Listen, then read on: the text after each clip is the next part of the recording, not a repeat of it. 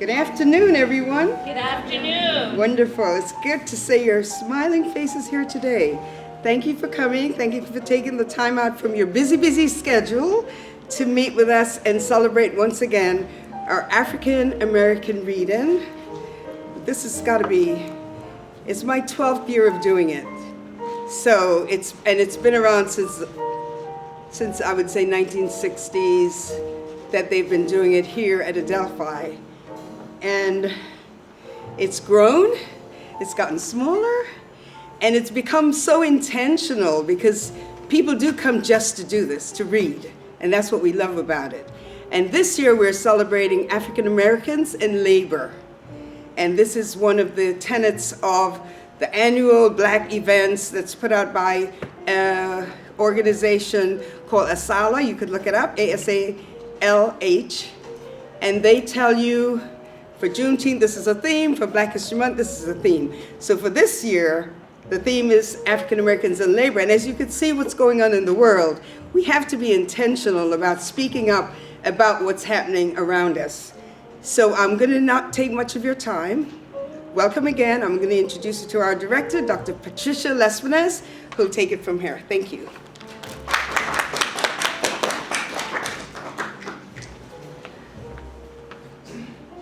Thank you to Professor Burrell for introducing the program. When we're thinking about Black literature, as many of you know, it is certainly valuable not only to read African American authors, but authors throughout the African diaspora. And the Center for African, Black, and Caribbean Studies, of course, promotes this. And Professor Burrell has been doing this for a while now, and we are so grateful to be able to join her and to read our pieces today. So what we'll do is, as I stated before, we'll go around and you can certainly come up, give some context to your piece or why you prefer to read it in French or in English, and certainly you can read it out loud here. When we're thinking about Black literature, many of you are invested in it already because you all are taking either Black Writers 1 or Black Writers 2.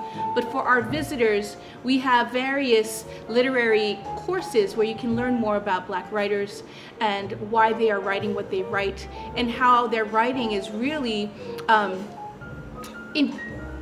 how their writing intertwines with their vision for African American society at the time and beyond. And so we see the relevance of their words, the relevance of what they're saying, the relevance of what they're attempting to sort of educate us on.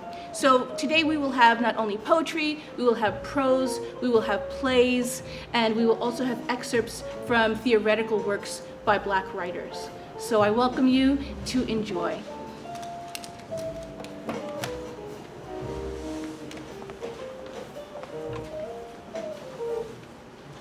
And who'll be our first reader? Anyone? Come on up.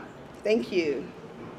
And as she finishes, the next person can just keep going, so I won't be introducing each person. Okay? Thank you. Absolutely.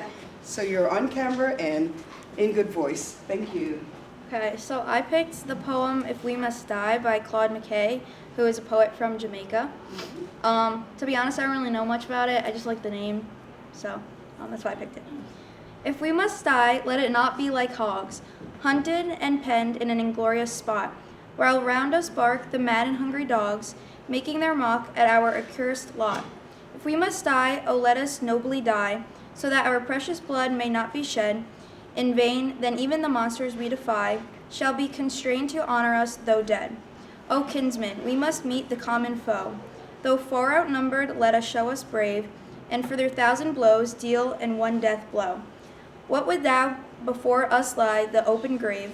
Like men will face the murderous, cowardly pack, pressed to the wall, dying but fighting back.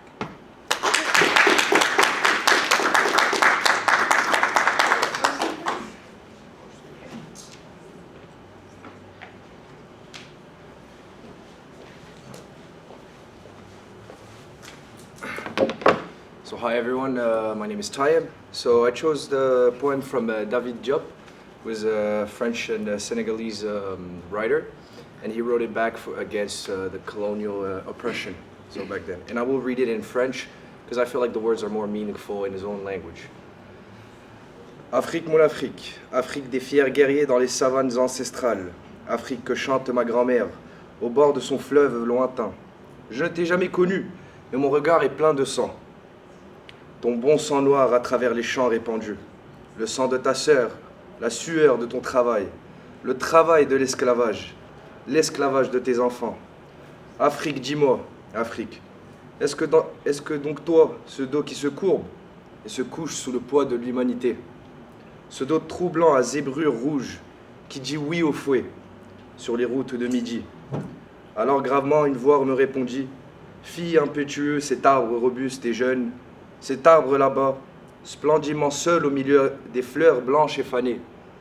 C'est l'Afrique, ton Afrique qui repousse patiemment, obstinément, et dont les fruits ont peu à peu l'amère saveur de la liberté. Thank you, everyone.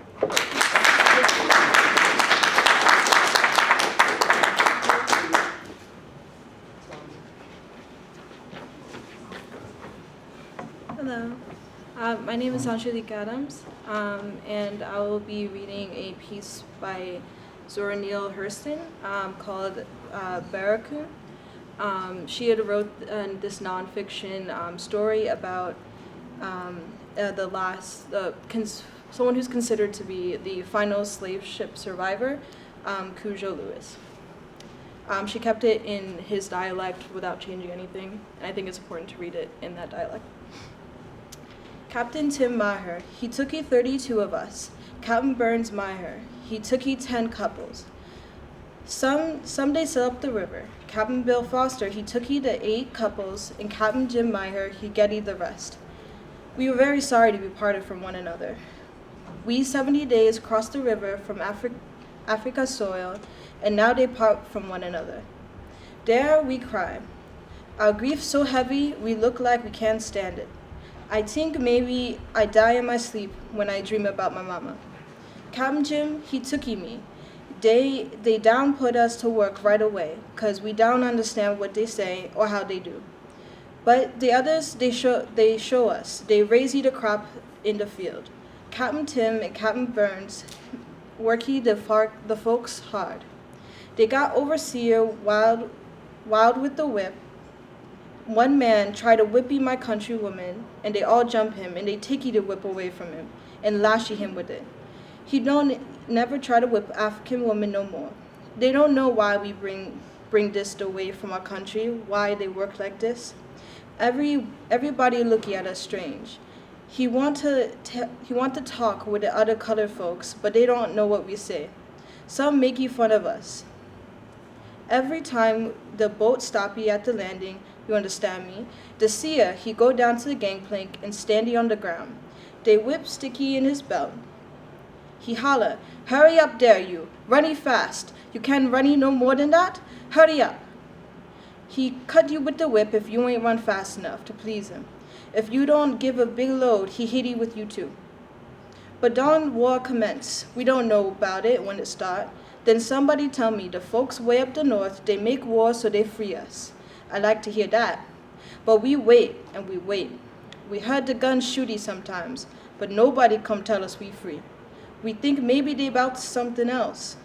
You know what get free? Cujo tell you that. The boat I on in the mobile. We all sat there in the Montgomery, but Captain Jim Meyer, he not on the boat that day.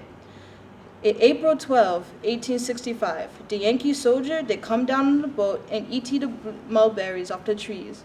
Then they see us and say, y'all can't stay there no more. You free. You don't belong to nobody no more.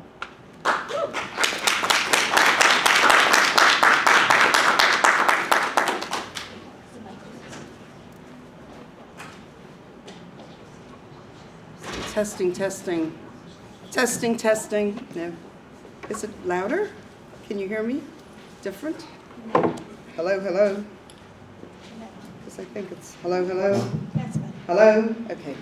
Would you please? Thank you. My name is Steffi, and I chose Toni Morrison because in high school I read The Bluest Eyes, and I love the way she wrote, so I decided to read an essay in honor of her. So the title is The Work You Do, the Person You Are by Toni Morrison.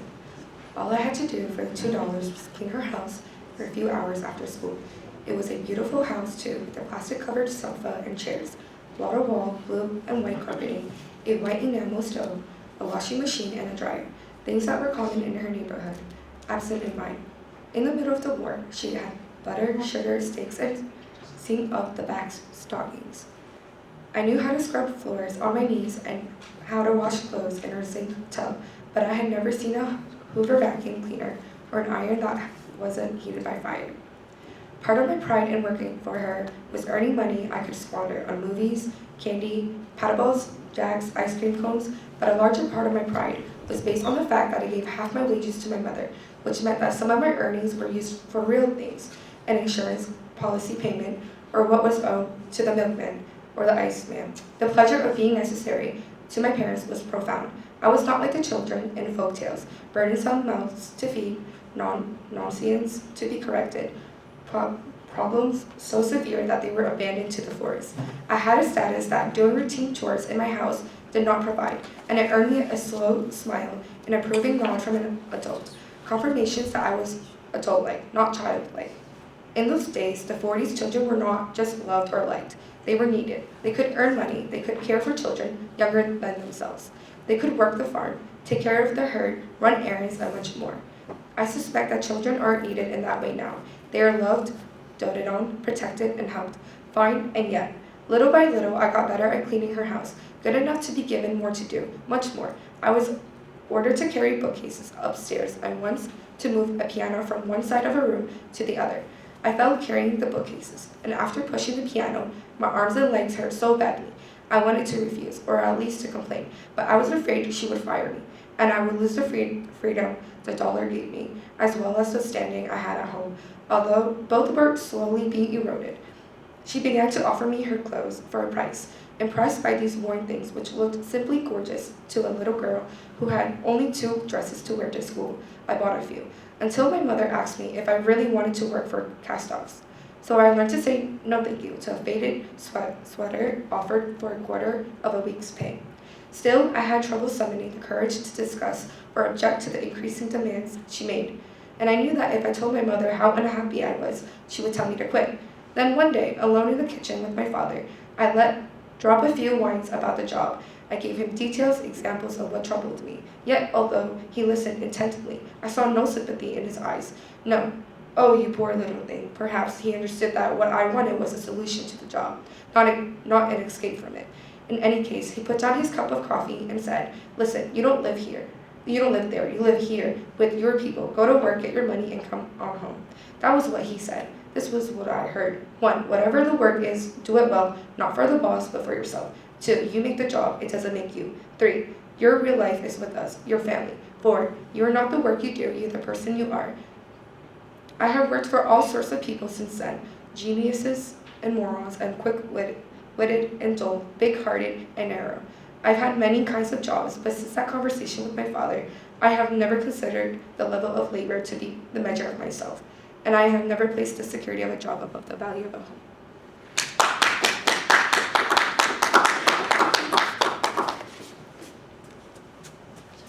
Okay. Hi, I'm Grace. I chose a poem by Claude McKay, and he was known for exploring themes of identity, love, and resistance. So I chose the poem Romance. To clasp you now and feel your head close pressed, scented and warm against my beating breast. To whisper soft and quivering your name, and drink the passion burning in your frame. To lie at full length, taut with cheek to cheek, and tease your mouth with kisses till you speak. Love words, mad words, dream words, sweet senseless words, melodious like notes of mating birds. To hear you ask if I shall love always, and myself answer till the end of days. To feel your easeful sigh of happiness, when on your trembling lips I murmur, yes. It is so sweet. We know it is not true. What matters it? The night must shed her dew. We know it is not true, but it is sweet. The poem with this music is complete.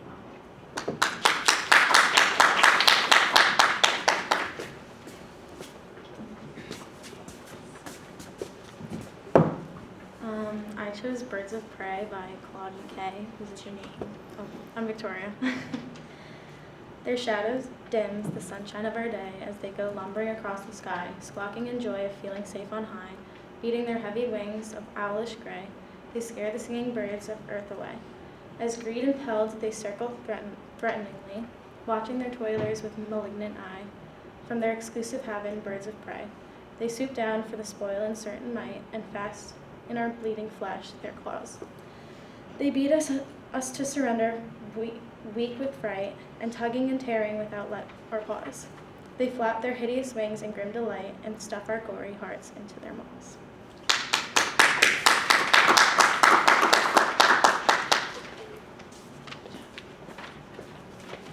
Hi, my name's Amanda. I also chose a poem by Claude McKay, and this is The White City. I picked this one because it expresses his intense hatred and frustration towards a white-dominated city, and it's also a symbol of his exclusion and his marginalization within that city.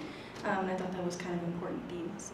So it starts with, I will not toy with nor bend an inch, deep in my secret chambers of my heart. I muse my lifelong hate, and without flinch, I bear it nobly as I live my part. My being would be a skeleton, a shell, if this dark passion that fills my every mood and makes my heaven in the white world's hell did not forever feed me vital blood. I see the mighty city through a mist, the strident trains that speed the goated mass, the poles and spires and towers vapor-kissed, the fortress port through which the great ships pass, the tides, the wharves, the dens I contemplate, are sweet like wanton love because I hate. Thank you.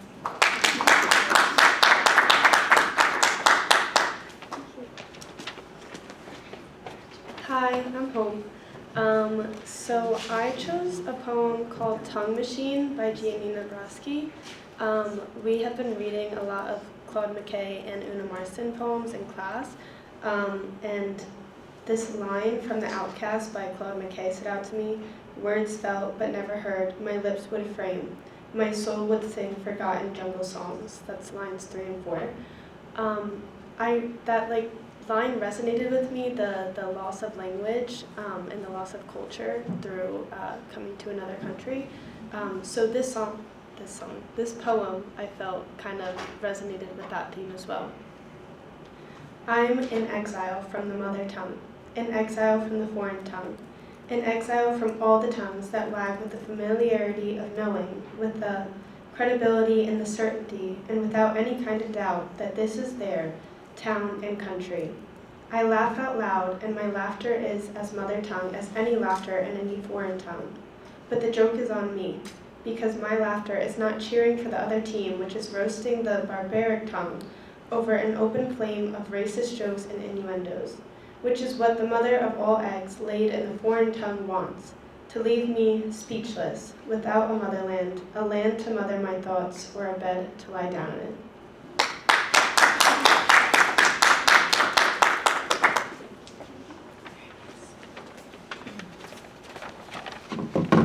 Hi, I'm Jaylee. I picked a poem by Martin Carter titled, This is the Dark Time I Love. This is the dark time I love. All around the land brown beetles crawl about. The shining sun is hidden in the sky where flowers bend their heads in awful sorrow. This is the dark time I love. It is the season of oppression, dark metal and tears. It is the festival of guns, the carnival of misery. Everywhere the faces of men are strained and anxious. Who comes walking in the dark nighttime, whose boot of steel tramps down the slender grass? It is the man of death, my love, the strange invader, watching you sleep and aiming at your dream.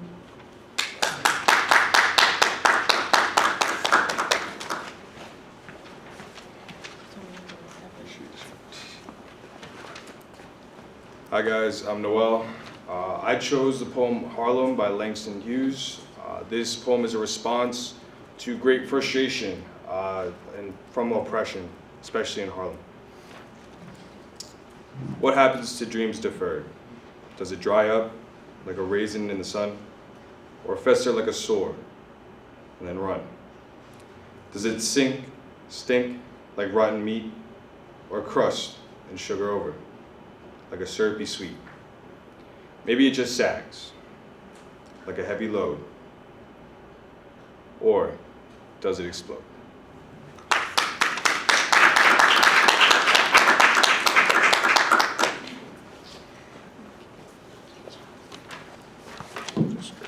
Good afternoon, my name is Kayla Sharonfont, and I chose to present an excerpt from the autobiography How It Feels to Be, Colored Me by Zora Neale Hurston. I chose to present this piece because Zora Neale Hurston was a profound African-American female writer and anthropologist during the period of Harlem Renaissance. She often discussed the complexities within the African-American community. In this excerpt, Zora Neale Hurston acknowledges the excruciating history of slavery. But instead of dwelling in sorrow, she encourages readers to understand that slavery no longer depicts the identity, present, or future of the individuals within the Black community. Someone is always at my elbow reminding me that I am the granddaughter of slaves. It fails to register depression with me. Slavery is 60 years in the past. The operation was successful and the patient is doing well. Thank you. The terrible struggle that made me an American out of a potential slave said, on the line. The Reconstruction said, get set, and the generation before said, go. I am off to a flying start, and I must not halt in the stretch to look behind and weep. Slavery is the price that I paid for civilization, and the choice was not with me. It is a bully adventure and worth all that I have paid through my ancestors for it. No one on earth ever had a greater chance for glory.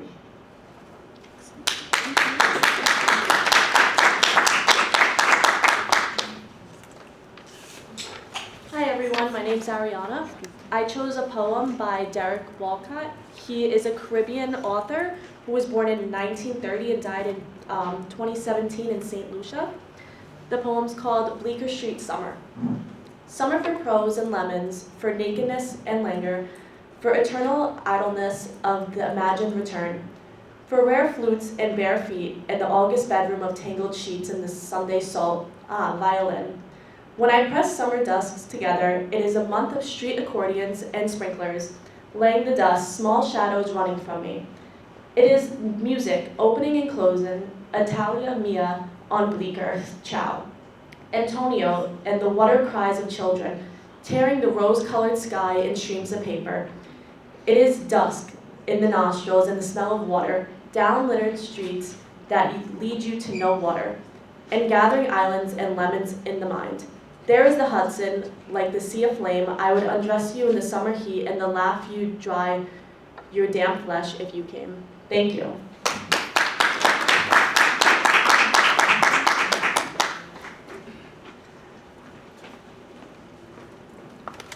Hi, I'm Riley, and I chose Virtue by Phyllis Wheatley, the first Black woman to publish a book. O thou bright jewel, in my aim I strive to comprehend thee. Thine own words declare wisdom is higher than a fool can reach. I cease to wonder, and no more attempt thine height to explore, or fathom thy profound. But O my soul, sink not into despair, virtue is near thee, and with gentle hand would now embrace thee, hovers over thine head. Fain would heaven-born soul with her converse, then seek, then court her with promised bliss. Auspicious queen, done heavenly pinions spread, and led celestial chastity along. Lo, now her sacred retinue descends, arrayed in glory from the orb above. Attend me, virtue, through my youthful years. I'll leave me not the false joys of time, but guide my steps to endless life and bliss. Greatness or goodness say, what I shall call thee, to give a higher appellation still. Teach me a better strain, a nobler lay, O thou enthroned with cherubs in realm of day.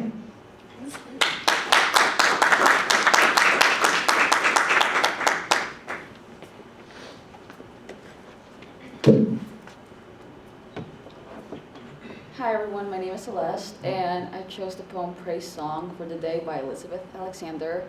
And I mainly chose this poem because it was used for Barack Obama's presidential inauguration, and I like the fact that it mentioned everyday labor that is basically overlooked a lot, and how these activities have become so common that it just becomes unnoticed by a lot of people in society. And small things make up the bigger picture basically, and I feel that can relate to African American labor, whether it be at home or the workplace struggles. It just shows that it may not always receive the recognition that they deserve, but I feel that's really important and vital to their progress as well, and their success in the future and in the present day as well. So I'm start reading the poem. Each day we go about our business, walking past each other, catching each other's eyes or not, about to speak or speaking. All about us is noise, all about us is noise and bramble, thorn and thin, each one of our ancestors on our tongues. Someone is stitching up a hem, darning a hole in a uniform, patching a tire, repairing the things in need of repair. Someone is trying to make music somewhere with a pair of wooden spoons on a oil drum with cello, boombox, harmonica, boys. A woman and her son wait for the bus. A farmer considers the changing sky. A teacher says, take out your pencils, begin. We encounter each other in words, spiny or smooth, whispered or declaimed, words to consider or reconsider. We cross dirt roads and highways that mark the will of someone and then others who said, I need to see what's on the other side. I know there's something better down the road. We need to find a place where we are safe. We walk into that which we cannot yet see. Say a plane that many have died for this day. Say the news of the dead who brought us here, who laid the train tracks, raised the bridges, picked the cotton and lettuce, built brick by brick the glittering edifice they would then keep clean and work inside of. Praise song for struggle, praise song for the day. Praise song for every hand-lettered sign, the figuring it out at the kitchen tables. Some live by the love thy neighbor as thyself, others by first do not harm or take no more than you need. What if the mightiest word is love? Love beyond marital, filial, or national, love that casts the widening pool of light, love with no need to preempt grievance. In today's sharp sparkle, this winter air, anything can be made, any sentence begun, on the brink, on the cusp. Praise song for walking forward in the light. Thank you.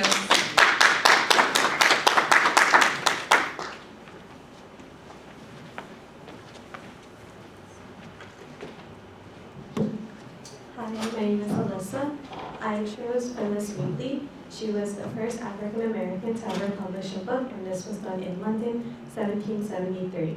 That book was titled Poems on Various Subjects, Religious and Moral, and I'm going to read a poem from that book entitled To the Right Honorable William Earl of Dartmouth. Should you, my lord, while you peruse my song, wonder from whence my love of freedom sprung, whence flow these wishes for the common good, by feeling hearts alone best understood. I young in life, by seeming cruel fate, was snatched from Afric's fancied happy seat. What pangs excruciating must molest was sorrow's labor in my parents' breast. Steeled was that soul, and by no misery moved, that from a father seized his babe beloved.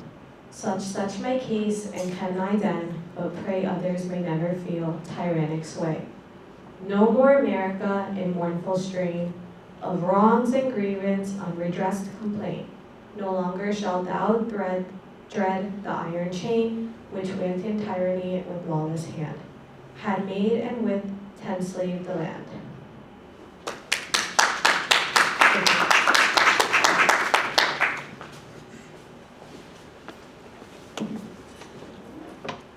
Hi, my name's Darlene, and I'm going to be reading Caged Bird by Maya Angelou. A free bird leaps on the back of the wind and floats downstream till the current ends, and dips his wings in the armed sun rays, and dares to claim the sky. But a bird that stalks down his narrow cage can seldom see through his bars of rage. His wings are clipped and his feet are tied, so he opens his throat to sing. The caged bird sings with a fearful trill of things unknown, but longs for still, and his tone is heard on the distant hill, for the caged bird sings of freedom. The free bird thinks of another breeze, and the trade wind soft through the sighing trees, and the fat worms waited on a dawn bright law, and he names the sky his own.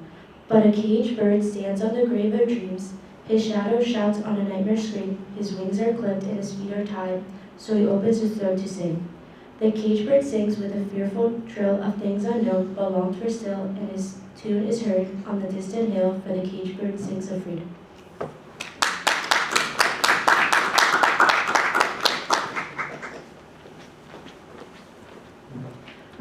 Hi, I'm Shannon. My poem is Sugarcane by Guyanese poet and writer Grace Nichols. There's something about sugarcane. He isn't what he seemed. indifferent, hard, and sheathed in blades. His waving arms is a sign for help. His thick skin only to protect the juice inside himself. His color is the aura of jaundice when he ripe. He shiver like ague when it rained. He suffered from belly work, burning fever, and delirium. Just before the hurricane strike, smashing him to pieces. Growing up is an art he don't have any control of. It is us who groom and weed him, who stick him in the earth in the first place. And when he growing tall, with the help of the sun and the rain, we feel the need to strangle the life out of him, but either way he can't survive. Thank you.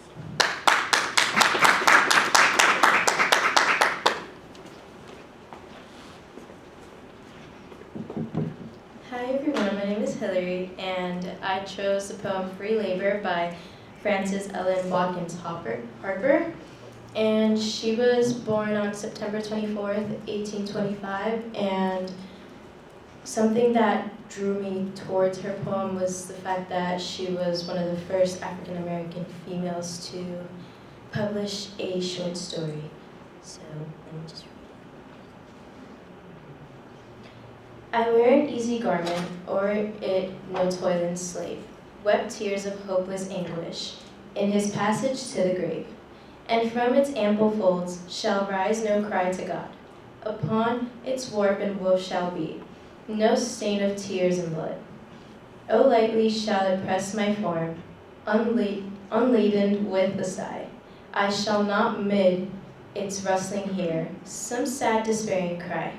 This fabric is too light to bear the weight of bondsmen's tears. I shall not in its texture trace the agony of years. Too light to bear a smothered sigh from some lorn woman's heart, whose only wreath of household love is rudely torn apart.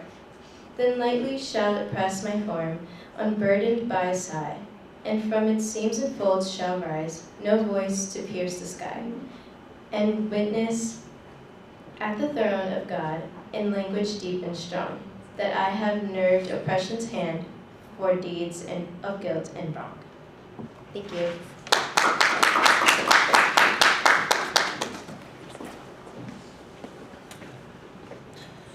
Hello, my name is Devin, and the poem I chose today is We Wear the Mask by Paul Laurence Dunbar. I chose it because I like the way that it conveys the experience of being a member of an oppressed group and the fact that it's a universal human experience of hiding one's own feelings. We wear the mask that grins and lies. It hides our cheeks and shades our eyes. This debt we pay to human guile. With torn and bleeding hearts we smile, and mouth with myriad sublets. Why should the world be overwise in counting all our stars, our tears and sighs? Nay, let them only see us while we wear the mask. We smile, but, O great Christ, our cries to thee from tortured souls arise. We sing, but all the clay is vile beneath our feet, and long the mile. But let the world dream otherwise, we wear the mask.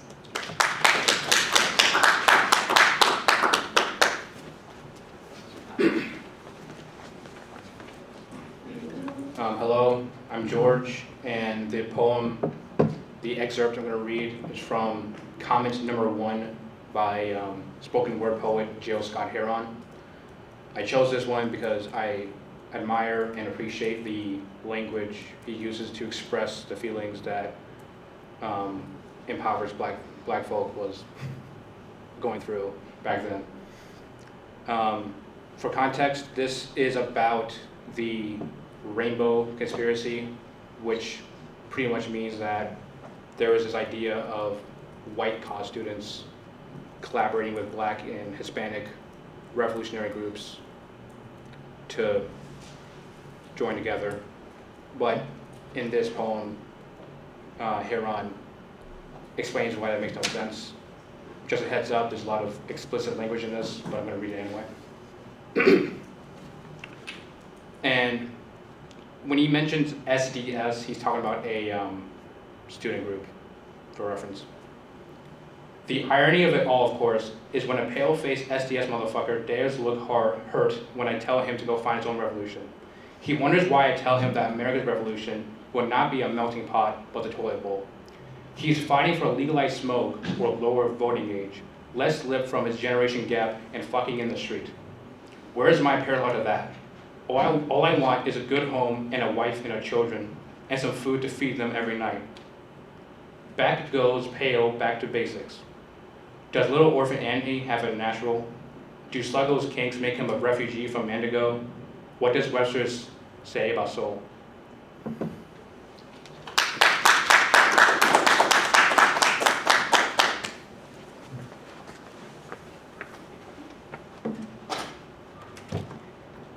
Hi, I'm Genesis Martinez, and I chose 12 Years a Slave by Solomon Northman because I found the descriptiveness that he uses to be very interesting when speaking about the dehumanization and betrayal and survival and what he went through when he was led to DC. When consciousness returned, I found myself alone, in utter darkness and in chains. The pain in my head had subsided in measure, but I was very faint and weak. I was sitting upon a low bench made of rough boards and without a coat or hat. I was handcuffed. Around my ankles also were a pair of heavy fetters. One end of a chain was fastened to a large ring in the floor, the other two fetters on my ankles. I tried in vain to stand upon my feet. Waking from such a painful trance, it was some time before I could collect my thoughts. Where was I? What was the meaning of these chains? Where were Brown and Hamilton? What had I done to deserve imprisonment in such a dungeon? I could not comprehend. There was a blank of some indefinite period preceding my awakening in that lonely place, the events of which the utmost stretch of memory was unable to recall. I listened intently for some sign of life, but nothing broke the oppressive silence, save the clinking of my chains whenever I chanced to move. I spoke aloud, but the sound of my voice startled me. I felt my pockets so far as the fetters would allow, far enough, indeed, to ascertain that I had not only been robbed of liberty, but that my money and free papers were also gone. Then the idea began to break upon my mind, at first dim and confused, that I had been kidnapped, but that I thought was incredible. There must have been some misapprehension, some unfortunate mistake. It could not be that a free citizen of New York who had wronged no man nor violated any law should be dealt with and with thus humanely. The more I contemplated my situation, however, the more I became confirmed to my suspicions. It was a desolate thought, indeed. I felt there was no trust or mercy in unfeeling man, and commending myself to the God of the oppressed, bowed my head upon my fettered hands and wept most bitterly.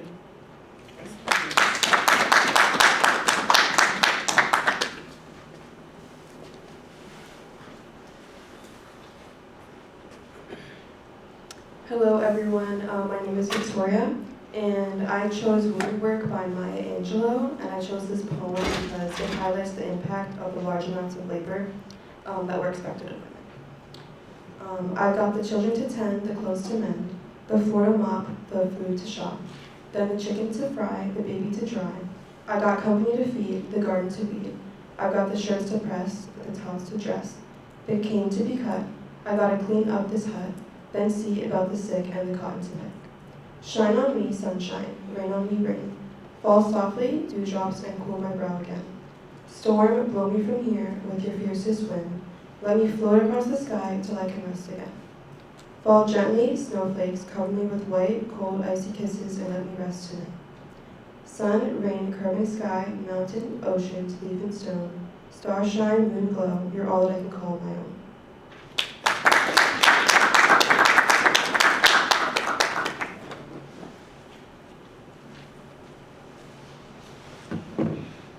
Hi, my name is Bonnie, and I'm going to be reading Phenomenal Woman by Maya Angelou. Pretty women wonder where my secret lies. I'm not cute or built to suit a fashion model size. But when I start to tell them, they think I'm telling lies. I say it's in the reach of my arms, the span of my hips, the stride of my step, the curl of my lips. I'm a woman, phenomenally. Phenomenal woman, that's me. I walk into a room just as cool as you please, and to a man, the fellows stand or fall down on their knees. Then they swarm around me, a hive of honey bees. I say, it's the fire in my eyes and the flash of my teeth, the swing in my waist and the joy in my feet. I'm a woman, phenomenal woman, that's me. Men themselves have wondered what they see in me. They try so much, but they can't touch my inner mystery. When I try to show them, they say they still can't see. I say it's in the arch of my back, the sun of my smile, the ride of my breasts, the grace of my style. I'm a woman, phenomenal woman, that's me. Now you understand just why my head's not bowed. I don't shout or jump about or have to talk real loud. When you see me passing, it ought to make you proud. I say it's in the click of my heels, the bend of my hair, the palm of my hand, the need of my care, 'cause I'm a woman, phenomenal woman, that's me.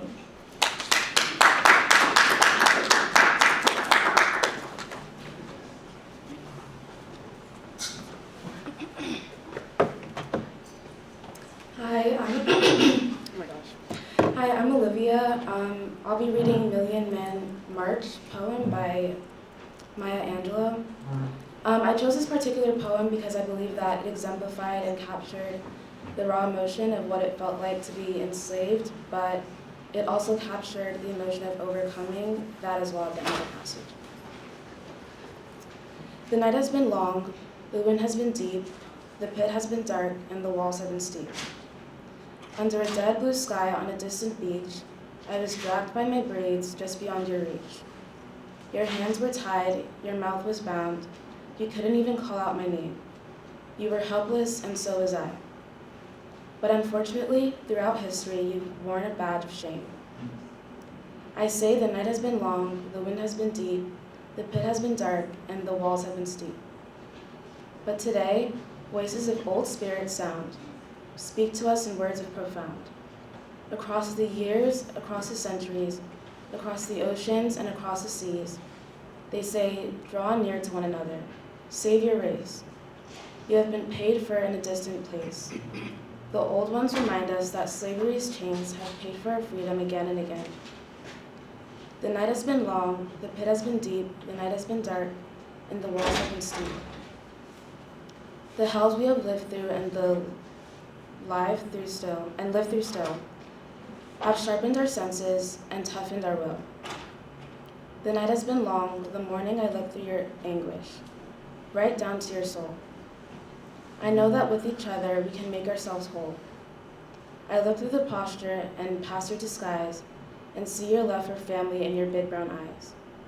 I say clap hands and let's come together in this meeting ground. I say clap hands and let's deal with each other with love.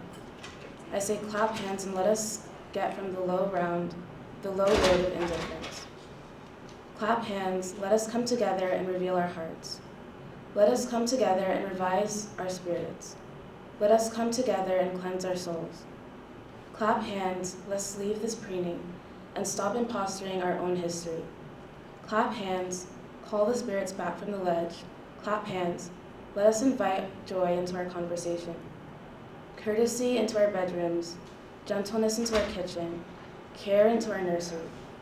The ancestors remind us, despite the history of pain, we are going on, people who will rise again, and we still rise.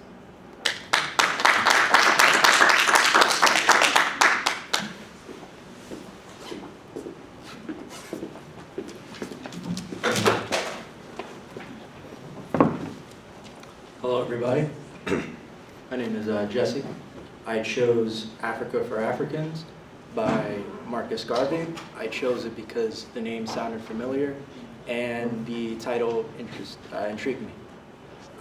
Just a heads up, there's certain words I can't say, so I'm going to substitute it with either black, black man, or African American. So, yeah. I'll be specifically choosing the Black Man is Ready passage because I believe that's the most relevant. The UNIA for 5 years has been proclaiming to the world the readiness of the black man to carve out a pathway for himself in the course of life. Men of other races and nations have become alarmed at this attitude of the black man and his desire to do things for himself, by himself. This alarm has become so universal that organizations have been brought into being here, there, and everywhere for the purpose of deterring and obstructing this forward move of our race. Propaganda has been waged here, there, and everywhere for the purpose of misinterpreting the intention of this organization. Some have said that this organization seeks to create discord and discontent among the races. Some say we are organized for the purpose of hating other people. Every sensible, sane, and honest-minded person knows that the UNIA has no such intention. We are organized for the absolute purpose of bettering our condition, industrially, commercially, socially, religiously, and politically. We are organized not to hate other men, but to lift ourselves and demand respect of all of humanity. We have a program that we believe to be righteous, that we believe to be just, and we have made up our minds to lay down ourselves on the altar of sacrifice for the realization of this great hope of ours, based upon the foundations of righteousness. We declare to the world that Africa must be free, that the entire black race must be emancipated from industrial bondage, peonage, and serfdom. We make no compromise. We make no apology in our declaration. We make no desire to create offense on the part of other races, but we are determined that we shall be heard, that we shall be given the right which we are entitled. Thank you.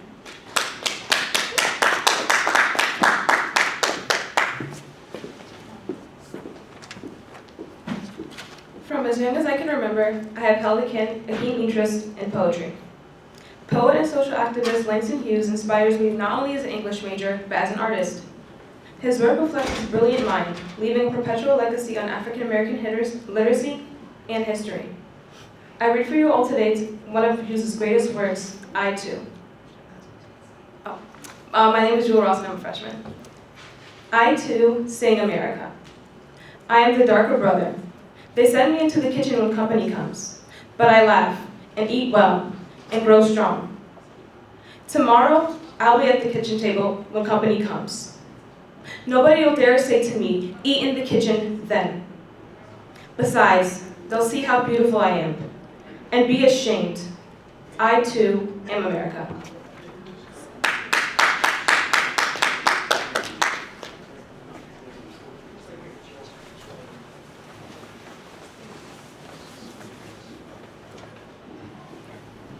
Hi, my name is Ash Carter. I'm also going to read from Langston Hughes.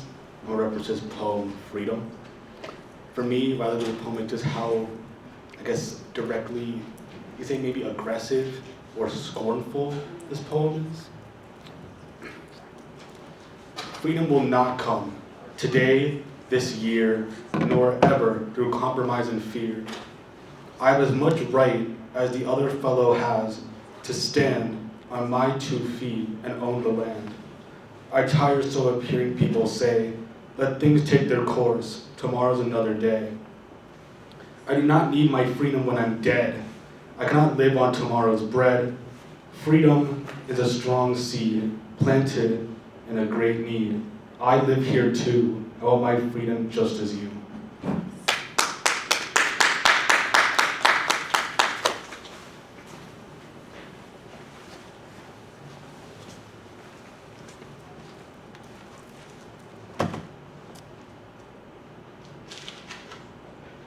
Hello, my name is Paulette Petit, and I'm going to read a passage from the book Des Affaires by Frank Etienne. I chose this one because I know about him I grew up in Haiti, so I know about him and I know some of his work. And the theme was labor, and I found something that is culturally appropriate for Haitians, and also it was a key movement for the negritude movement. So, Strombo, sprain, swollen ankle, withered teeth, sweat pours from our forehead, down our nose, over our lips, under our chins. Sweat drips over our bellies. Sweat drips from our armpits, runs down our back, slides over our rib bones, and down our waist. Sweat pours from under our breast, fills our belly button holes, slither underneath our groins, crosses over to our pelvises, flow down her thighs, runs all the way down to the space between her toes. Sweat spreads everywhere. Sweat curdles in every cavity. A salt-strewn path, a bitter as bile path. Life is not easy. We go to sleep, we wake up in the morning and leave our dreams behind. But our hopes lie hidden under the ashes. Hens build their nest, they sit on their eggs. At dusk, both angels and demons come out. Both benevolent mask and evil mask. Thank you.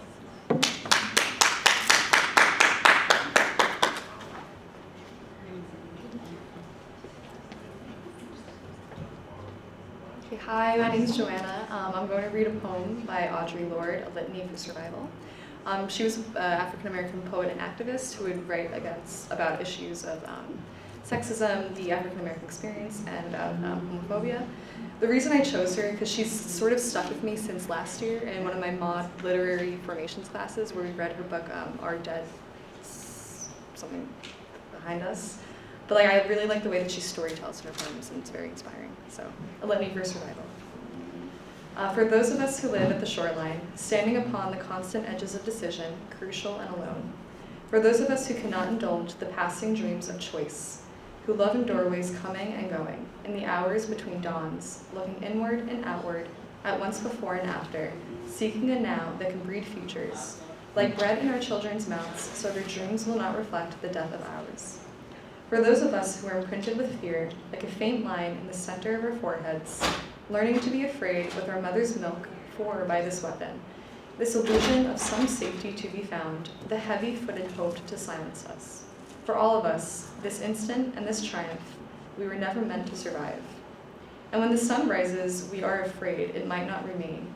When the sun sets, we are afraid it might not rise in the morning. When our stomachs are full, we are afraid of indigestion. When our stomachs are empty, we are afraid we may never eat again. When we are loved, we are afraid love will vanish. When we are alone, we are afraid love will never return. And when we speak, we are afraid our words will not be heard nor welcomed. But when we are silent, we are still afraid. So it is better to speak, remembering we were never meant to survive.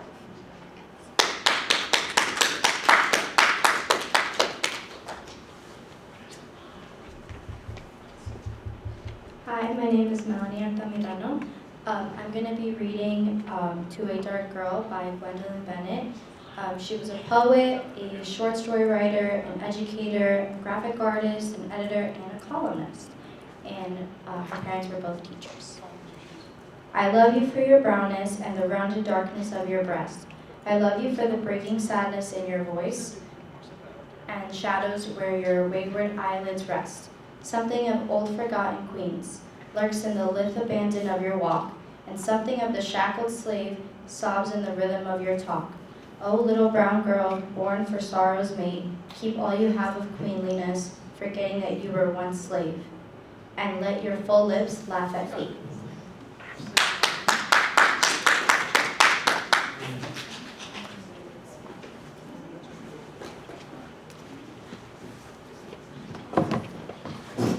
Hi, my name is Sophia Isolano. I'll be presenting a poem by Gertie Danbury.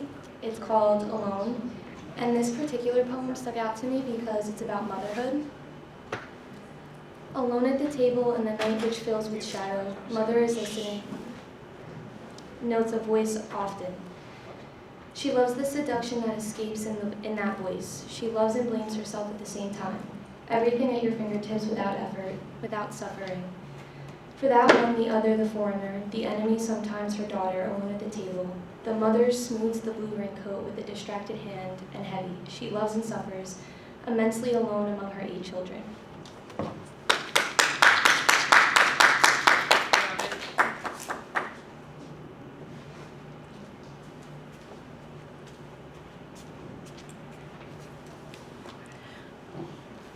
Hi, I'm Casey Ancana, and I chose to do America by Claude McKay. I chose this because it talks about his experiences as a Jamaican man in America. Although she feeds me bread of bitterness and sinks into my throat her tiger's tooth, stealing my breath of life, I will confess. I love this cultured hell that tests my youth. Her vigor flows that tides into my blood. giving me strength erect against her hate. Her bigness sweeps my being like a flood, yet as a rebel fronts a king and state, I stand within her walls with not a shed of terror, malice, not a word of jeer.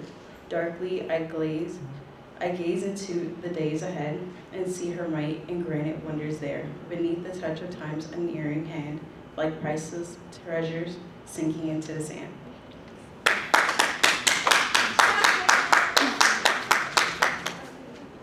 Thank you. Hi. Oh, it's working, okay. Hi, how you doing today? I chose a poem by Claude McKay to read to you guys today. Okay.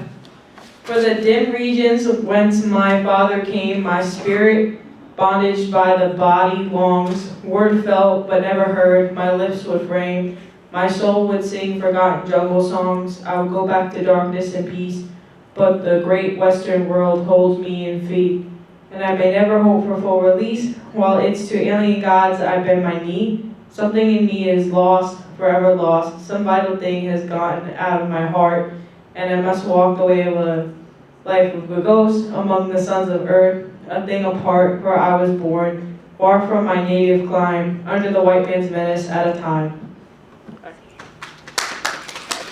I'm Carly, nice to meet you all.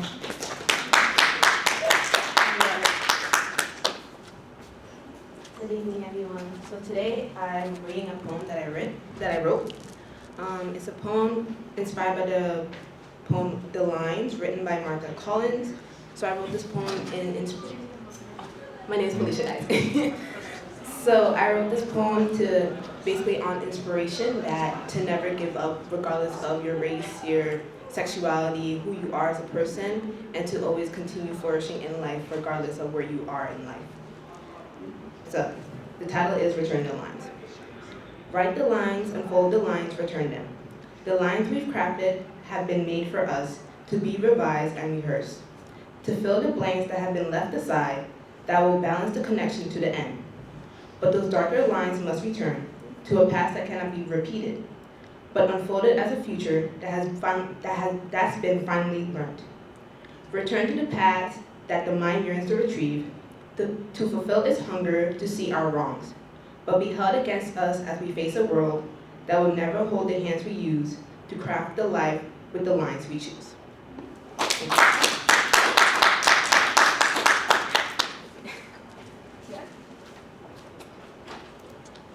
Hi, my name is Leah Marcelli, and I'll be reading a poem by Langston Hughes. I, too, sing America. I am the darker brother they send me to eat in the kitchen when company comes. But I laugh and I eat well and grow strong. Tomorrow I'll be at the table when company comes. Nobody dare say to me, eat in the kitchen, then. Besides, they'll see how beautiful I am and be ashamed. I, too, am America.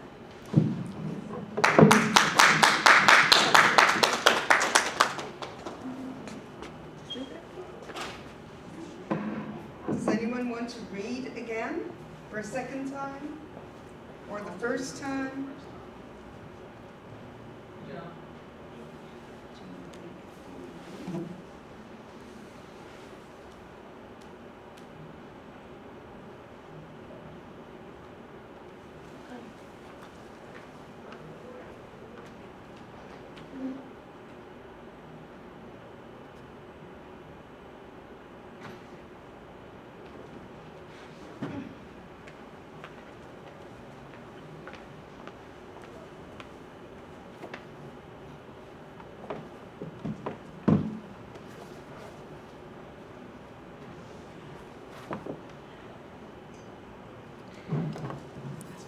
Hello, my name is Professor Lespinasse, Patricia Lespinasse, and I would like to read from Una Marson's poetry. This particular poem is called Banjo Boy.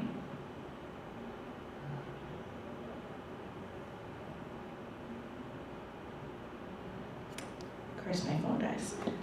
Give me 1 second.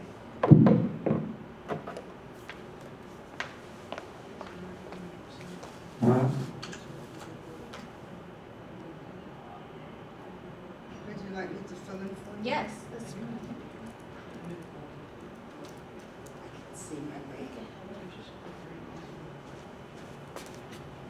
Good afternoon. I'm Fabian Burrell. I'm the coordinator for this program, ABC, which is African, Black, and Caribbean Studies. So welcome those who are not familiar with us. I hope you'll come by our office, Alumni Hall, room 111, or my office is 118, to find out about our program. I just wanted to read a piece from The Black Unicorn by Audre Lorde. And she wrote a piece for Assata. And Assata Shakur was a black woman that was, I'm going to pull up some information on her. She was a political activist. She was a member of the Black Liberation Army. And in 1977, she was convicted in the murder of a state trooper, a white state trooper, during a shootout on the New Jersey Turnpike. Now, she was not the one who actually committed that act, but she was in the car with the people who did. And so she was arrested. And at some point, and the story goes, one of her jailers tried to sexually abuse her, and that was how she was able to escape. She has been living in Cuba. She's now 77 years old. She's been living in Cuba since that date, since back in the 70s, right? So that's just to give you a little backdrop on who Assata Shakur. You should look her up because there's some amazing black women who we don't hear about them because, whatever. But we need to lift them up because of them we're here. Because of them, we're living on their shoulders. So I'm reading this poem by Audre Lorde, which I'm sure many of you should be familiar with. She's a professor. She's also an activist, a feminist. She's now deceased, and someone I knew personally. So I'm always willing and ready to read her words. This poem is called For Assata, New Brunswick Press, 1977. In this new picture, your smile has been to war. You are almost obscured by other faces on the pages. These shadows are sisters who have not yet spoken. Your face is in the shadow, obscured by the half-dark, by the thick bars running across your eyes like sentinels. All the baby fat has been burned away like a luxury your body let go, reluctantly. The corners of your mouth turned down. I cannot look into your eyes. Who are all those others behind you? The shadows are growing lighter and more confusing. I dream of your freedom as my victory and the victory of all dark women who forego the vanities of silence, who war and weep, sometimes against ourselves, in each other rather than our enemies, falsehoods. Assata, my sister warrior, Joan of Arc, and Ya Asante Way, embrace at the back of your cell. Thank you.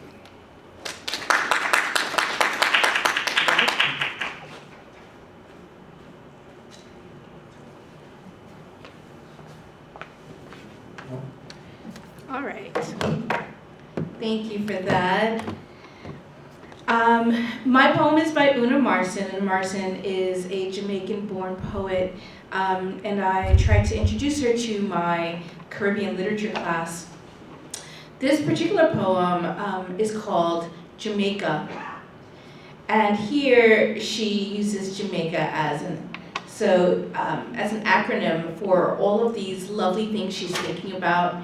Una Marson was very fond of her homeland, and she continued to create poetry that idealized both the natural as well as the supernatural ways in which Jamaica flowed through her mind.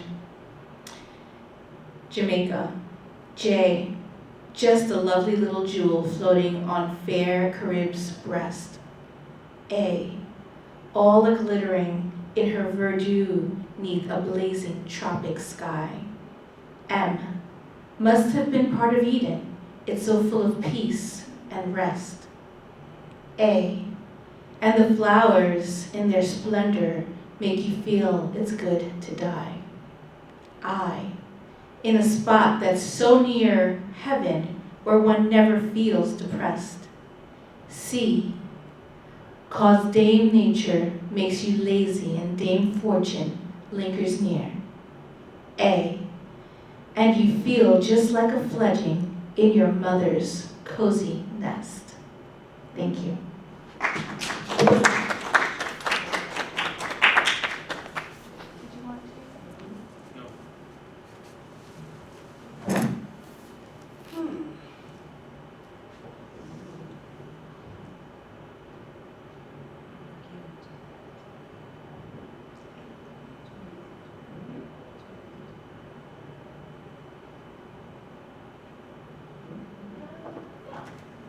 Keep going.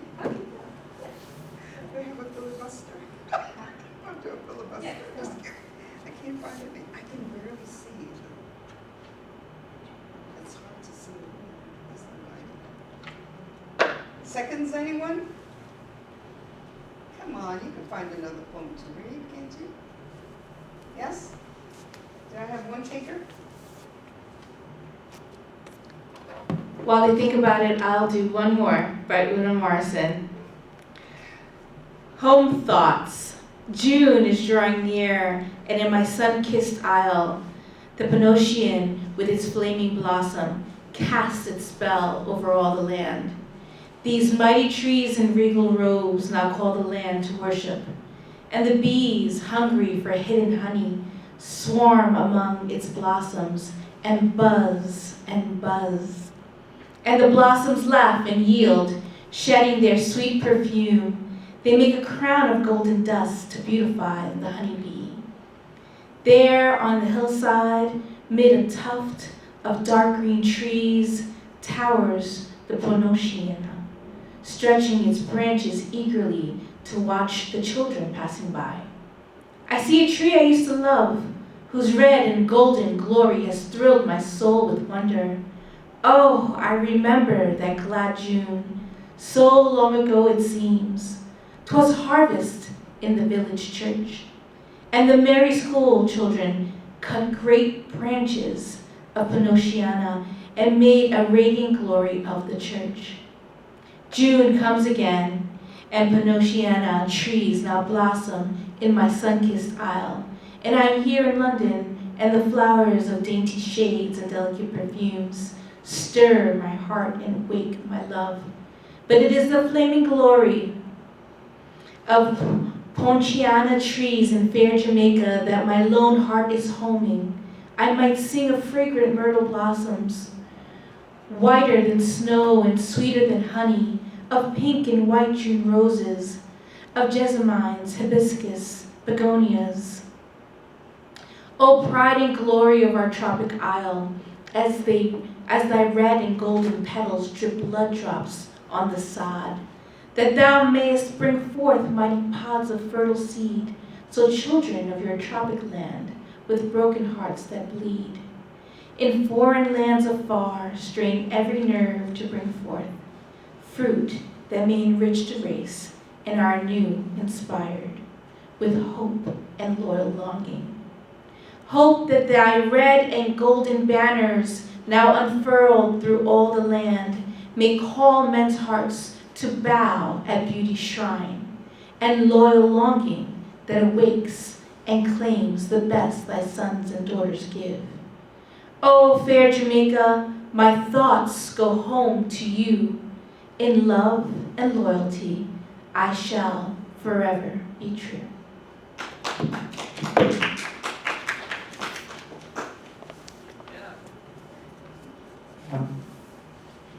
Alright, come on, Kylie. What? Yes. Excellent.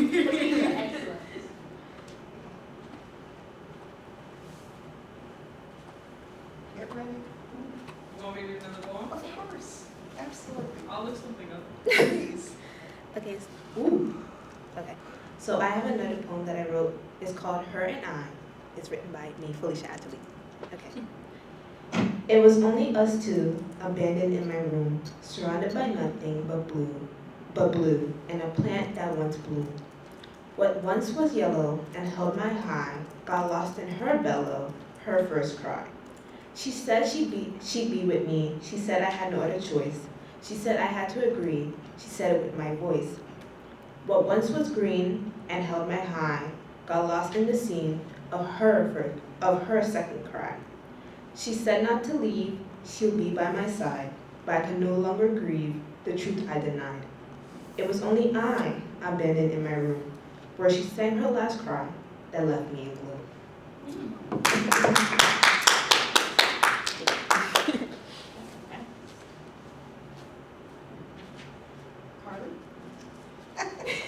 All right. Well, the other one. Now that I know your name. Yeah. That's like Alyssa and Leah back there. So I'm sure they'll try one more, yeah? Alright, cool. Oh, and Tony. We have plenty. No left. And what's your name? Yeah. Judah. Judah? Yeah. Only if you wish. I'll do one more. Oh, there's a microphone. Hi. Okay. I'll do another poem by Una Marcin. It's called I Cannot Tell. I cannot tell why I, who once was gay and never knew the burden of a sigh, now sitting past the weary hours away and never have a care for what goes by. I cannot tell why of the teardrops rise and my sad heart lies leading in my breast. And in my mind these anxious thoughts arise, for no more am I happy with the rest. I cannot tell why life is not the same, and my heart answers not to music's plea, or why I start wiener I hear your name, and in my dreams no other face I see. I cannot tell why I should wish to die now that time has come to say goodbye. I didn't know that was gonna be that sad, but yeah, that's the poem. Thank you. Oh, so I wrote up the Levittown thing. Yeah. All right. Oh, yeah, that's what I asked. I'm going to be reading Dark August by Derek Wolcott. Yeah, Professor, nice seeing you. So much rain, so much life like the swollen sky of this black August. My sister, the sun, broods in her yellow room and won't come out. Everything goes to hell. The mountains fume like a kettle, rivers overrun. Still, she will not rise or turn off the rain. She's in her room fondling old things, my poems, turning her album. Even if thunder falls like a crash of plates from the sky, she does not come out. Don't you know I love you, but I'm hopeless at fixing the rain? But I'm learning slowly to love the dark days, the steaming hills, the air with gossiping mosquitoes, and to sip medicine of bitterness. So that when you emerge, my sister, parting the beads of the rain, with your forehead of flowers and eyes of forgiveness, all will not be as it was, but it will be true. You see, they will not let me love you as I want, because, my sister, then I would have learned to love black days like bright ones, the black rain, the white hills, when once I loved only my happiness in you.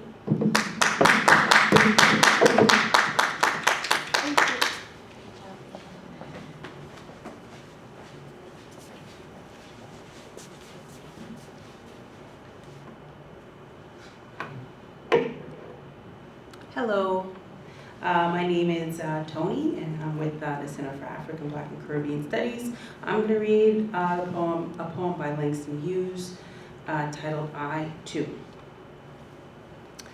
I too sing America. I am the darker brother. They send me to eat in the kitchen when company comes, but I laugh and eat well and grow strong. Tomorrow, I'll be at the table when company comes. Nobody'll dare say to me, eat in the kitchen, then. Besides, they'll see how beautiful I am and be ashamed. I, too, am America.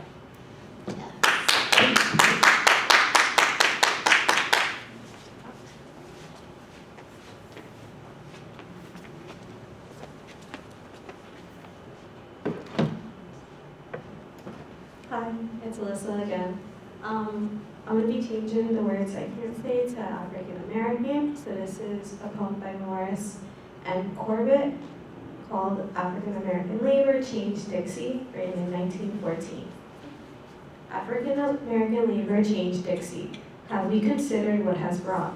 The changes which we see are wrought within the South in 40 years, which like a fairy tale appears. Was it produced by magic wands, or came the change by horny hands? Of toil with zest and will applied, till the bleeding South is beautified. Labor is health, the doctor cries. Labor is wealth, the earth replies. Labor is monarch of the earth. Labor is life and joy and mirth. Labor is rich blood of the nation. Labor defined means civilization. Labor is God's best gift to man, save Jesus and redemption's plan. The man that labors adds to health, and by his labor pilleth wealth.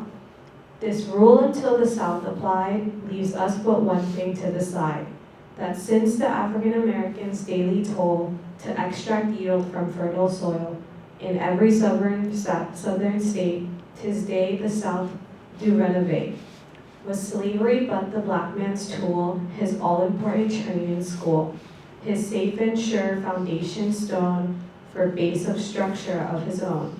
For without aught was he set free, but held to labor's legacy, though owning not a foot of soil, rich he found in art of toil.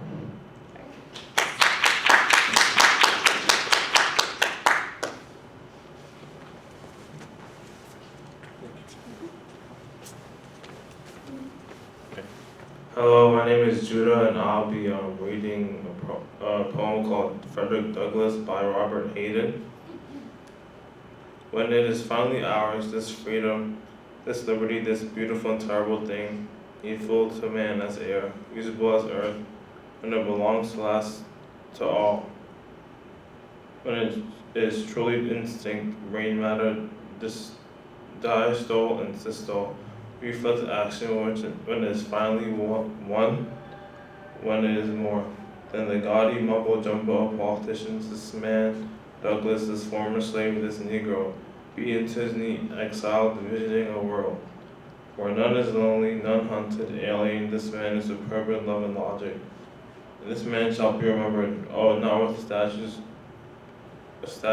rhetoric, no, with legends and poems and wreath of bronze, with the lives growing out of his life, the lives flushing his dream of the beautiful, needful thing.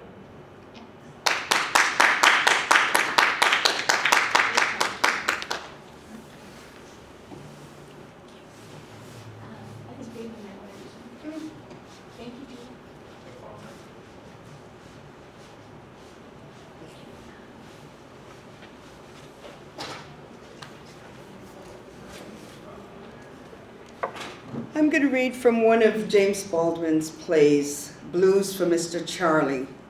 And this play was written in 1964, I believe. And this was actually a response to the killing of Medgar Evers, who was a dear friend of his. And I'm just going to read a little excerpt from what he said. He said, "The play then for me takes place in Plaguestown, USA now. The plague is race. The plague is our concept of Christianity, and this raging plague has the power to destroy every human relationship." He saw Medgar Evers only that day, where they were in Jackson, Mississippi, where Medgar had taken him to the plane because he was living in New York. That was the last time he saw him. Medgar Evers was killed, and this was his response, writing this play. And this play is about the black people in the town against the white people, the police officers, et cetera, et cetera. And this young woman, Juanita, her boyfriend was killed by the white troopers. And so she's talking, well, not her husband, her lover was killed by the troopers. So now she's just woken up early one Sunday morning and she says, "He lay beside me on that bed like a rock, as heavy as a rock, like he had fallen from a high place, fallen so far and landed so heavy, he seemed almost to be sinking out of sight. with one knee pointed toward heaven.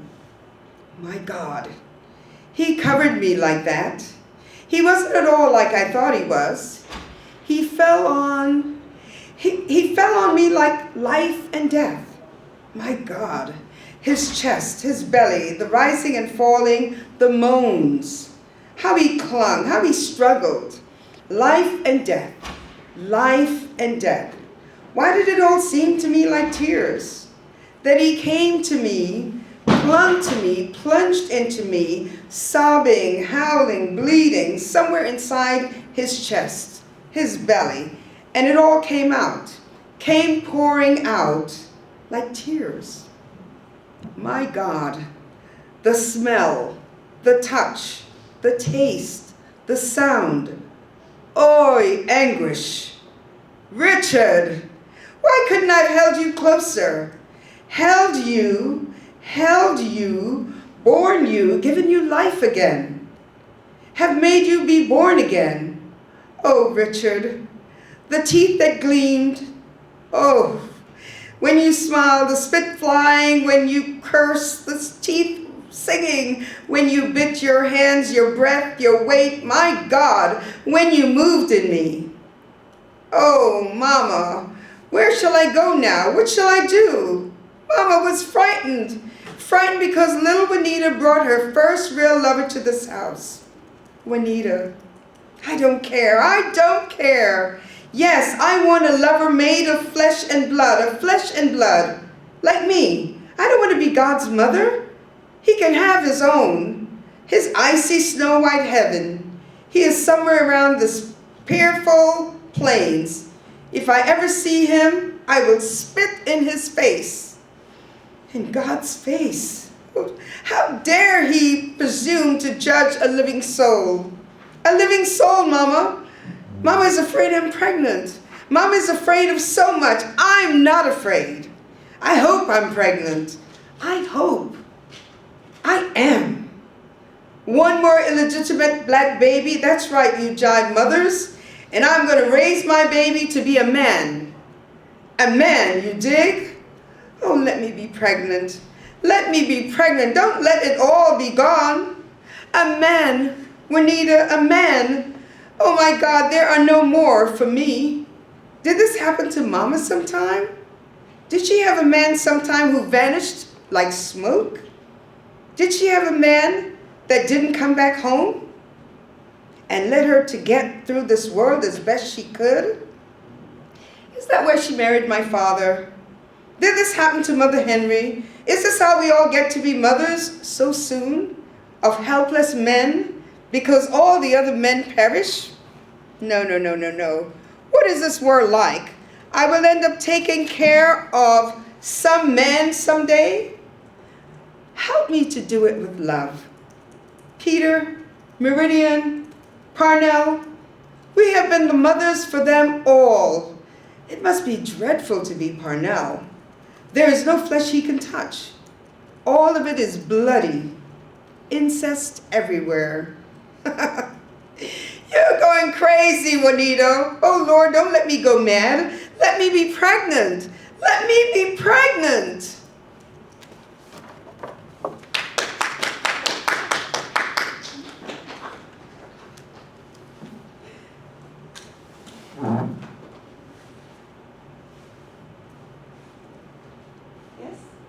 Yes.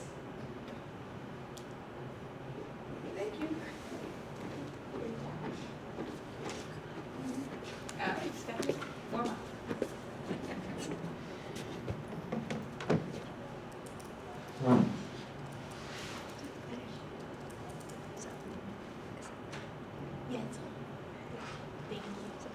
Outcast by Claude McKay. Oh, what's your name? Oh, my name is Katie, and I'll be reading Outcast by Claude McKay. For the dim regions whence my fathers came, my spirit, bondage by the body, longs. Words felt, but never heard, my lips would frame. My soul would sing forgotten jungle songs. I would go back to darkness and to peace, but the great western worlds hold me in feet. And I may never hope for full release, while its while to its alien gods I bend my knee. Something in me is lost, forever lost. Some vital thing has gone out from my heart. And I must walk the way of life a ghost, among the sons of earth, a thing apart. For I was born far from my native clime, under the white man's menace, out of time.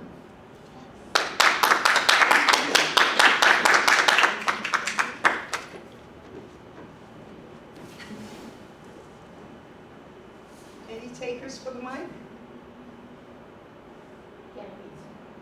You could.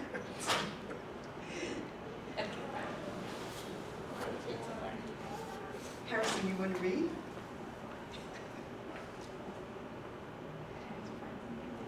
Coming? Oh, you're leaving.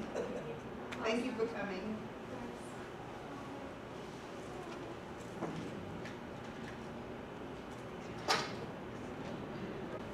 Okay, so if we must die, let it not be like hogs, hunted and penned in an inglorious spot, while round us bark the mad and hungry dogs, making their mock out our accursed lots. If we must die, oh let us nobly die, so that our precious blood may not be shed. In vain, then even the monsters we defy shall be constrained to honor us though dead. O kingsmen, we must meet the common foe. Though far outnumbered, let us show us brave, and for the 1,000 blows deal one death blow. But though before us lies the open grave, like men will face the murderous cowardly pack, pressed to the wall, dying but fighting back. Give another one, or you're good? It was just the only one. Oh, perfect. Thank you so much. Thank you. Oh, you go.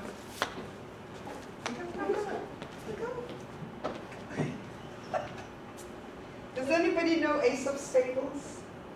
I always like to read this. As a child, I read this hundreds of years ago. Let's do it. So I'm going to just read one and then you come up.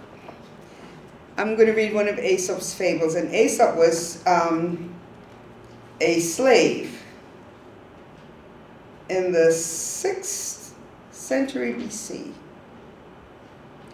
Okay, in ancient Greece. A miser sold everything he had and melted down his hoard of gold into a single lump, which he buried secretly in a field. Now, every day he went to look at it and would sometimes spend long hours gloating over his treasure.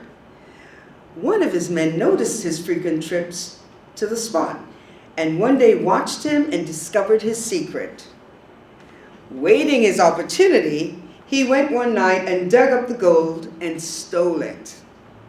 Next day, the miser visited the place as usual and finding his treasure gone, fell to tearing his hair and groaning over his loss. In this condition, he was seen by one of his neighbors who asked him what was his trouble. The miser told him of his misfortune, but the other replied, "Don't take it so much to heart, my friend. Put a brick into the hole and take a look at it every day. You won't be any worse off than before, for even when you had your gold, it was of no earthly use to you." End of story. And Mike, cool. You're just in time. Are you ready? Not yet. I have to pick something first. Okay, no worries. I'm sorry.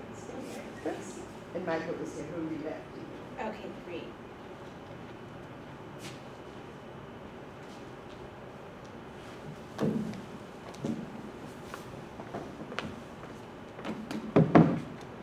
Did you want to read, Alexa? Okay, perfect. So I'd like to read my favorite poem by Paul Laurence Dunbar, and it's called An Antebellum Sermon. We is gathered here, my brothers, in this howling wilderness, for to speak some words of comfort to each other in distress. And we chooses for our subject, this will explain it by and by. And the Lord said, Moses, Moses. And the man said, here am I. Now old Pharaoh down in Egypt was the worst man ever born. And he had the Hebrew children down there working in his corn. The Lord got tired of his food. And says he, I'll let him know. Look here, Moses, go tell Pharaoh for to let them children go. And if he refused to do it, I'll make him rue the hour, for I'll empty down on Egypt all the vials of my power. Yes, he did, and Pharaoh, oh my, wasn't worth a half a dime, for the Lord will help his children. You can trust him every time. And your enemies may sail you in the back and in the front, but the Lord is all around you for to bear the battle's brunt. They can forget your chains and shackles from the mountains to the sea, but the Lord will send some Moses for to set his children free. And the land shall hear his thunder like a blast from Gabriel's horn, but the Lord of hosts is mighty when he girds his armor on. But for fear someone mistakes me, I will pause right here to say that I'm still a preaching ancient. I ain't talking about today. But I tell you, fellow Christians, things will happen mighty strange. Now the Lord done this for Israel, and his ways don't never change. And the love he showed to Israel wasn't all on Israel spent. Now don't run and tell your masters that I was preaching discontent. Cause I isn't. I was a judging Bible people by their acts. I was a giving you the scripture. I was a handing you the facts. Cause old Pharaoh over there believed in slavery, but the Lord, he let him see that the people he put breath in, every mother's son was free. And as others think like Pharaoh, but they call the scripture liar. For the Bible says a servant is worthy of his hire. And you can't get around or through that. And you can't get over it. For whatever place you get in, this here Bible too, it'll fit. So you see the Lord's intention ever since the world began was that his almighty freedom should belong to every man. But I think it would be better if I pause again to say that I'm talking about our freedom in a Bible-listic way. But the Moses is a-coming, and he's a-coming sure and fast. We can hear his feet a trumpet. We can hear his trumpet blast. But I want to warn you people, don't you get too briggity, and don't you get too bragging about these things you wait and see. But when Moses with his power comes and sets his children free, we will praise the gracious master that has given us liberty, and will shout our hallelujahs and the mighty reckoning day when we see and recognize as citizens, children, let us pray.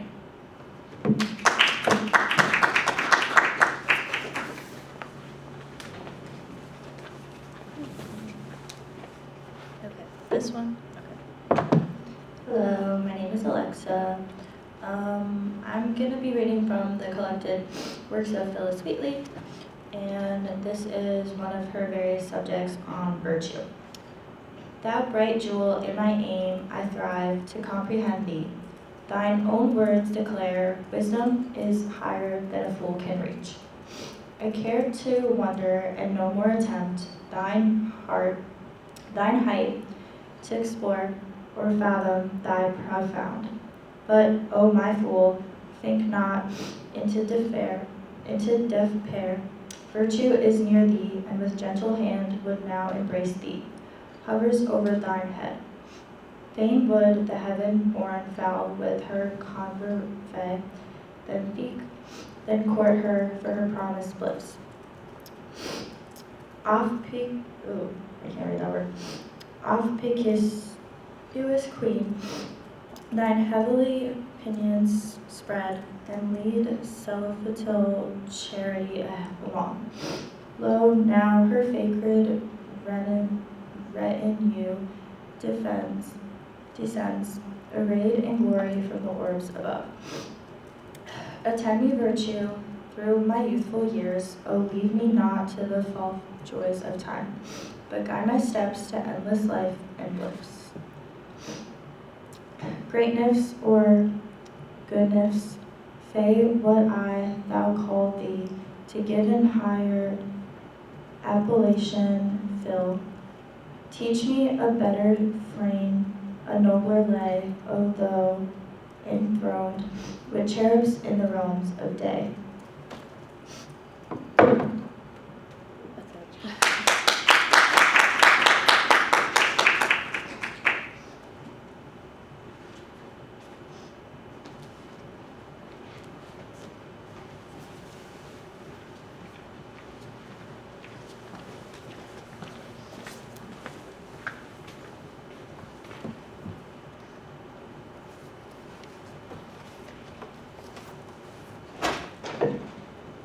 Hi, I'm Michael, reading from our Dead Behind Us, poems by Andra Lord.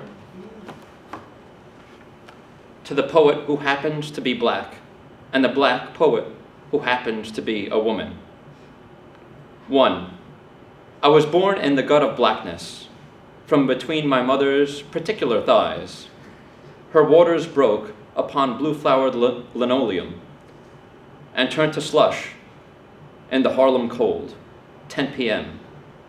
on a full moon's night, my head crest round as a clock. You were so dark, my mother said. I thought you were a boy. 2. The first time I touched my sister, alive, I was sure.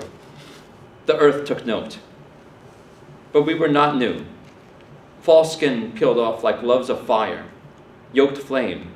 I was stripped to the tips of my fingers, her song written into the palms, my nostrils, my belly.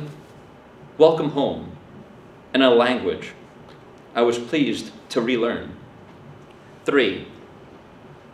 No cold spirit ever strolled through my bones on the corner of Amsterdam Avenue.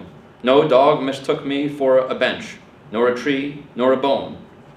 No lover envisioned by my plump brown arms as wings, nor misnamed me condor, but I can recall without counting eyes, canceling me out. Like an unpleasant appointment, postage due, stamped in yellow, red, purple, any color except black. And choice, and woman, alive. 4. I cannot recall the words of my first poem, but I remember a promise I made my pen. Never to leave it, lying in somebody else's blood.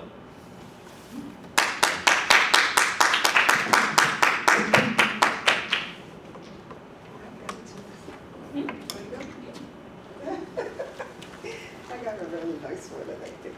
I don't know if you'll understand me. Okay. So I'm going to read a poem by Louise Bennett Coverley. She is actually Dr. the Honorable Louise Bennett Coverley from Jamaica. She was a folklorist. She's now passed, but she was one of those people that you have to look her up and listen to some of her YouTubes. You'll just be amazed. You may not understand the vernacular at the time, but as you listen to it more and more, you'll get the gist of it. And I'm going to try to do justice to just that. This particular piece is called Uriah Preach. And it's interesting, my father's middle name was Uriah, Stephen Uriah Burrell. So it just caught my eye there. Wow. So anyway, it starts. Fimi family is not piao piao.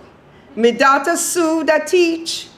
And when rain fall, the parson sick, my son Uriah preach. Sunday gone, rain come so till parson couldn't left him yard.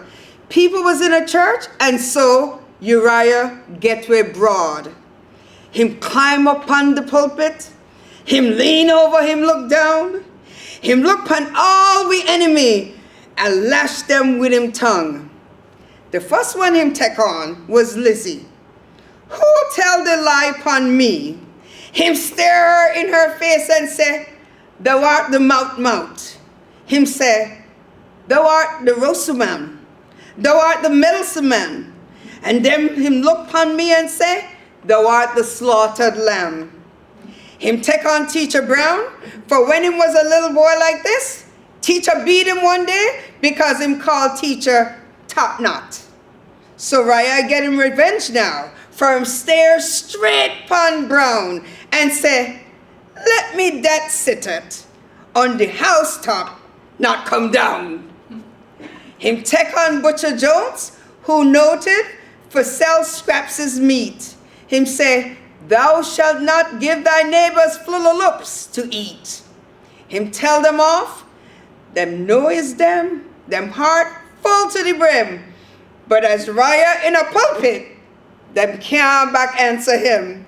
So when church member mail me, I don't answer till it reach a rainy day when parsons stay home and my brother Uriah preach.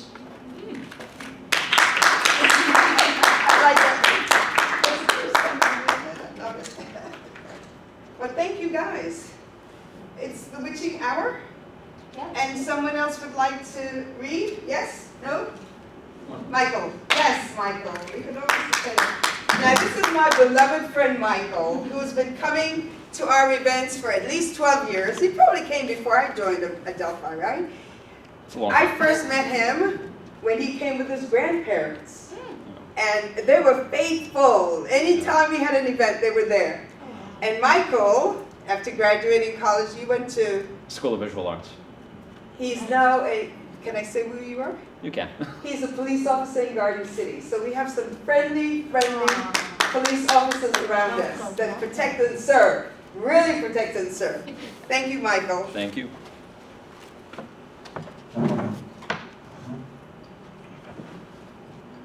The Black Unicorn, poems by Audre Lorde. Eulogy for Alvin Frost. 1. Black men bleeding to death inside themselves, inside their fine, strong bodies, inside their stomachs, inside their heads. A hole as large as a dum-dum bullet, eaten away from the inside. Death at 37. Windows are the holes to let in the light. In Newark Airport at dawn, I read of your death by illumination. The carpets are dark and the windows are smoky to keep out the coming sun. I plummet down through a hole in the carpet, seeking immediate ground for my feet to embrace. My toes have no wisdom, no strength to resist. They curl in the spasm of grief, a fury uprooted. It is dawn in the airport, and nothing is open. I cannot even plant you a tree. The earth is still frozen. I write a card saying, machines grew the flowers I send to throw into your grave. On occasion, we pass in the hallway, usually silent and hurried, but fighting on the same side. You congratulate me on my latest book in a Black Caucus meeting. You are distinguished by your genuine laughter. And you might have been my long-lost second grade mate named Alvin, grown in some other magic, but we never had enough time just to talk. 2, from an airplane heading south, the earth grows slowly greener. We pass the first swimming pool filled with blue water. This winter is almost over. I don't want to write a natural poem. I want to write about the unnatural death of a young man at 37, eating himself for courage in secret until he vanished, bleeding to death inside. He will be eulogized in echoes by a ghost of those winters that hunt mourning people, wearing away our days like smiling water in southern pools, leaving psychic graffiti, clogging the walls of our hearts, carving out ulcers inside our stomachs, from which we explode or bleed to death. 3. The day after your burial, John Wade slid off his chair onto the carpet in the student cafeteria and died there on the floor, between abnormal psychology and a half-finished cup of black coffee. Cafeteria guards rushed him, the black door between classes, and we never knew until a week later that he had even been ill.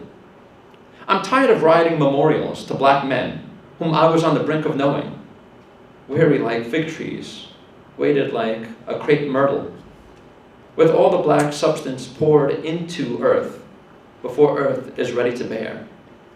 I am tired of holy deaths, of the illustrious illuminations, of cerebral accidents, the psychology of the oppressed, where mental health is the ability to repress knowledge of the world's cruelty.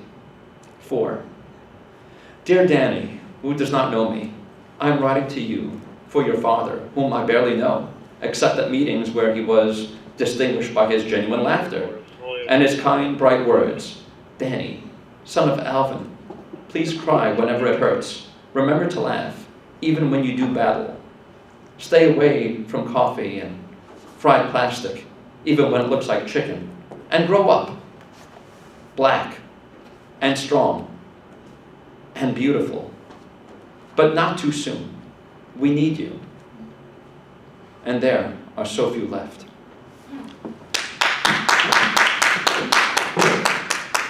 Awesome. Amazing. Thank you. Thank you, Michael. We'd like to thank you so much for attending our 2025 African American Read-In. Special thanks to Fabian Burrell, our program coordinator, and to Ms. Tony Burden, our administrative assistant, for the wonderful job setting this up. I'd like to remind you that we have another event coming up on March 4th. It is a film screening of the film Boca Chica, and it includes a conversation with the director, as well as one of our professors, Anna Isabella Simone Allegro. And that's Tuesday, March 4th from 3 to 5 in the Innovation Center. So we hope to see you there. Thank you.